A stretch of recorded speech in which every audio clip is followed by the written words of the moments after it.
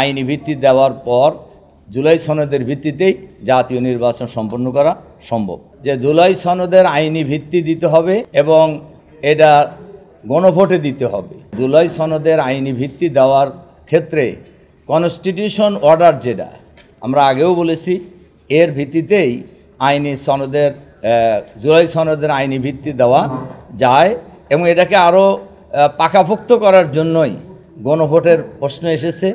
আমরা গণভোটের ব্যাপারেও আমরা বলা যায় অধিকাংশ দলই আমরা একমত হয়ে গেছি যে গণভোটও হবে। এই গণভোট কেউ কেউ বলছেন নির্বাচনের আগে হতে পারে, আবার কেউ কেউ বলছেন যে একই দিনে জাতীয় সংসদ নির্বাচন এবং গণভোট জুলাই সনদের আইনি ভিত্তির বিষয়ে এই একসাথেই হবে, গণভোট এবং জাতীয় সংসদ নির্বাচন।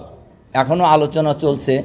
আমার ধারণা আমরা অধিকাংশ রাজনৈতিক দলই এ ব্যাপারে আগামী দিনে ঐক্যমত পোষণ করব এবং জুলাই সনদের আইনি ভিত্তি হয়ে যাবে ইনশাআল্লাহ। আমরা জুলাই সনদের বাস্তবায়নের ব্যাপারে আপনারা এটা দেখেছেন আগাগোড়াই জামাত ইসলামী অলওয়েজ সোচ্চার, এখনও সোচ্চার এবং জুলাই সনদ বাস্তবায়নের জন্য আমরা কর্মসূচিও দিচ্ছি এবং জুলাই সনদ যতদিন বাস্তবায়িত আইনি ভিত্তি না পাবে ততদিন আমাদের আন্দোলনও কিন্তু চলবে, এ কথা আমরা বলেছি। সুতরাং জুলাই সনদের আইনি ভিত্তি দেওয়া বাস্তবায়ন করা এ ব্যাপারে জামাত আগেও খুবই সিরিয়াস ছিল, এখনও সিরিয়াস। জাতীয় সংসদ হবে ওই দিনে হবে না পরে যে জাতীয় সংসদ নির্বাচনের পরে না, এই পয়েন্টে কিন্তু আমরা খুব সিরিয়াস।